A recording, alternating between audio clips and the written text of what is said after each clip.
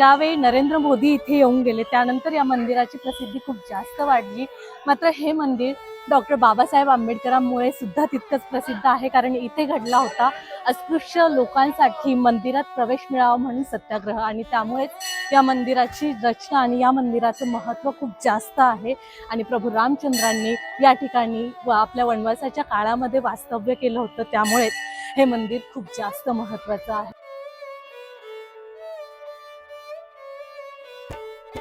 मी ज्या ठिकाणी उभी आहे ती खूप आयकॉनिक आणि खूप महत्त्वाची जागा आहे, कारण इथे तुम्ही आजूबाजूला जी वडाची झाडं पाहत आहात त्याच्यावर तुम्हाला नंबरिंग पाहायला मिळेल। म्हणजे यावर 1 नंबर वड, किंवा इकडे या साईडला 2 नंबर आहे, 3 नंबर आहे, देन 4 नंबर, आणि मग हा 5वा वड। अशी ही पंचवटी म्हणजे 5 वडांची जागा म्हणून याला पंचवटी असं हे नाव देण्यात आलं।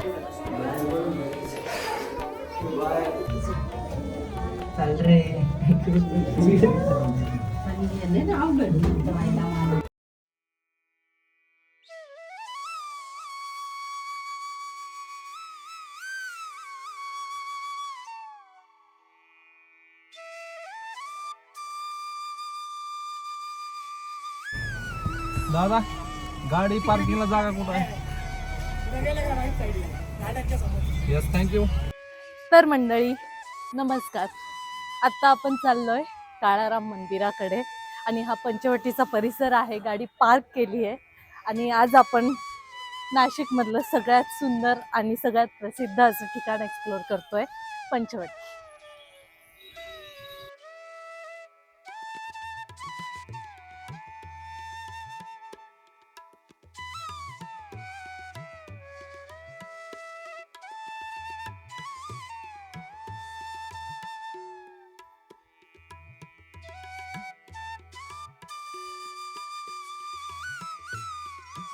तर मंडळी ही सगळी गर्दी निघाली आहे काळाराम मंदिरकडे, आपणही तिकडेच जाऊया, चल।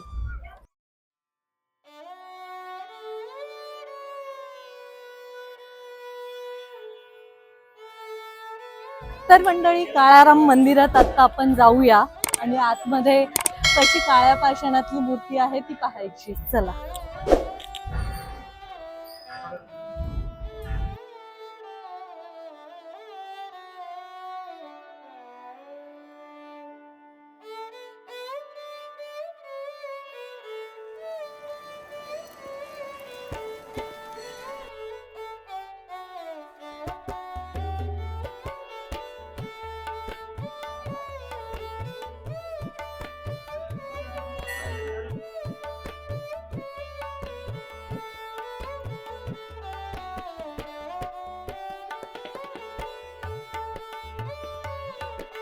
नमस्कार मंडळी, आता आपण उभे आहोत काळाराम मंदिरमध्ये। काळाराम मंदिर म्हणजेच हे मंदिर आहे काळ्या पाषाणातलं, आणि त्यामुळेच याला काळाराम मंदिर म्हटलं जातं। आतमध्ये आपल्याला राम, लक्ष्मण, सीता अशा या 3 मूर्तीच पाहायला मिळतात, आणि त्यामुळे या मंदिराचा इतिहास खूप वेगळा आहे, कारण इथे 3 महत्त्वाच्या घटना घडल्या। त्यावेळी नरेंद्र मोदी इथे येऊन गेले त्यानंतर या मंदिराची प्रसिद्धी खूप जास्त वाढली। मात्र हे मंदिर डॉक्टर बाबासाहेब आंबेडकरांमुळे सुद्धा तितकंच प्रसिद्ध आहे, कारण इथे घडला होता अस्पृश्य लोकांसाठी मंदिरात प्रवेश मिळावा म्हणून सत्याग्रह, आणि त्यामुळेच या मंदिराची रचना आणि या मंदिराचं महत्त्व खूप जास्त आहे। आणि प्रभू रामचंद्रांनी या ठिकाणी आपल्या वनवासाच्या काळामध्ये वास्तव्य केलं होतं, त्यामुळेच हे मंदिर खूप जास्त महत्त्वाचं आहे। आता आपण आतमध्ये जाऊन मंदिरात दर्शन घेऊया आणि पाहूया काय याची रचना असणार आहे।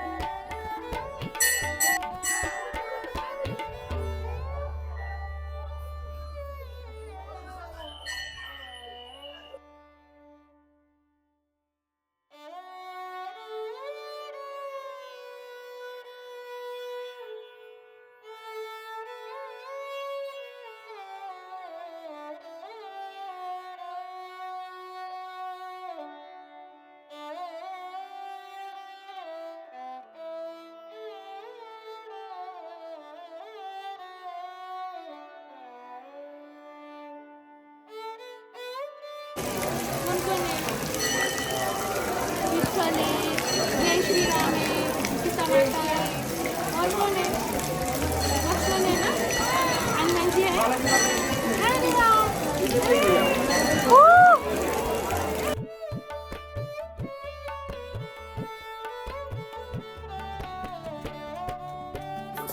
तर मंडळी, आज आषाढी असल्यामुळे आम्ही मस्तपैकी असा उपवासाचा नाश्ता करतोय आणि त्यानंतर आपण जाणार आहोत सीता गुफा. पंचवटीचा मुख्य परिसर आपण एक्सप्लोर करणार आहोत. सो आधी खाऊन घेऊया, मग आधी पोटोबा मग विठोबा असं प्रवीण सर सांगतात, त्यानुसार आम्ही आज जर्नी स्टार्ट करणार. काय म्हणतो समोर, बरोबर ना?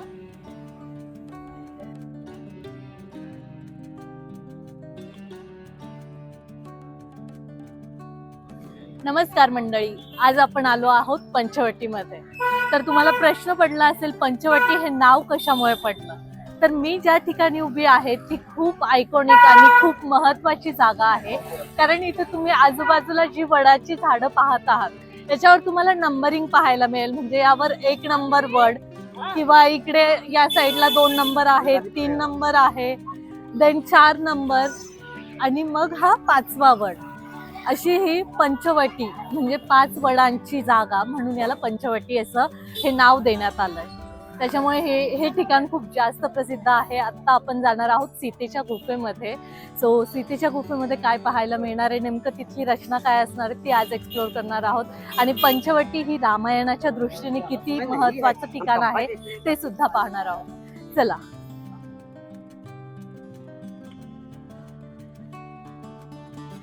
इथे आपल्याला दर्शनाच्या रांगेतून जावं लागतं आणि नंतर आतमध्ये काय असणार आहे पाहू. चला.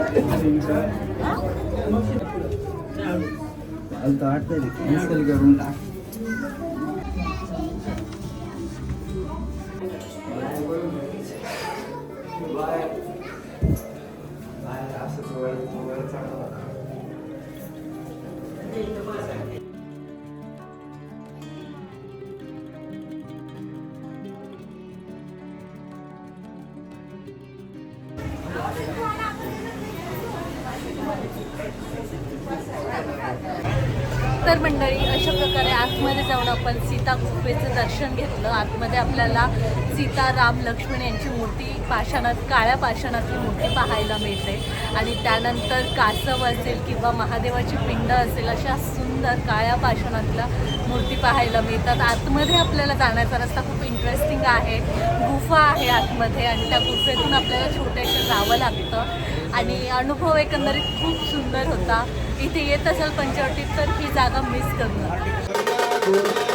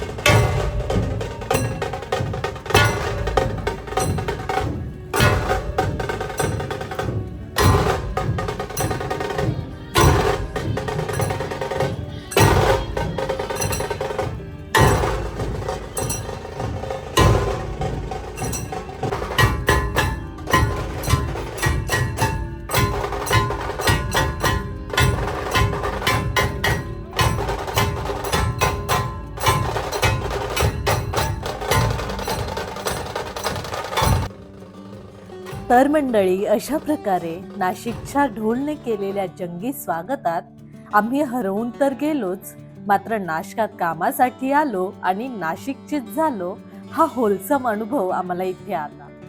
पण नाशिक फिरायचंय तर किमान निवांत 4-5 दिवस लागतात. त्यामुळे आम्ही घाईगडबडीत आलो ती चूक तुम्ही करू नका.